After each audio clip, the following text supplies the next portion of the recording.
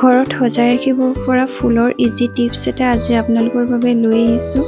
যদি ভিডিঅ'টো চাই ভাল পায় তেনেহ'লে লাইক কমেণ্ট কৰিব। থাৰ্মকল আৰু বাঁহৰ ঝাৰুৰ কাঠিয়ে কিদৰে ফুল বনাব পাৰি চাওঁচোন আহক। এয়া মই বাঁহৰ ঝাৰুৰ কাঠি লৈছোঁ, ধুনীয়াকৈ এৰাই লৈছোঁ, মিহি মিহিকৈ ল'ব দেই। হাতেৰে মই ধুনীয়াকৈ এৰাই লৈছোঁ এডাল এডালকৈ। যদি পাৰে কটাৰীয়ে ধুনীয়াকৈ সমানকৈ কাটি ল'ব। আৰু এইফালে থাৰ্মকল আপোনালোকে ইয়াত মই কালাৰ কৰি লৈছোঁ। আপোনালোকে এনেকুৱা ধৰণৰ কিনিবও পাৰে।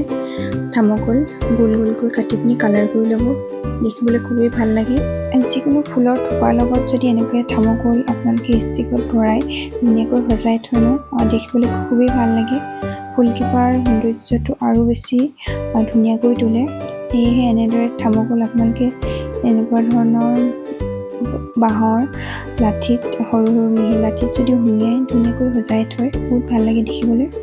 আৰু আজি মই কিদৰে সুমিয়াইছোঁ কেনেকৈ কৰিছোঁ আপোনালোকক দেখাই যাম, চাই যাব ভিডিঅ'টো একেবাৰে শেষলৈকে।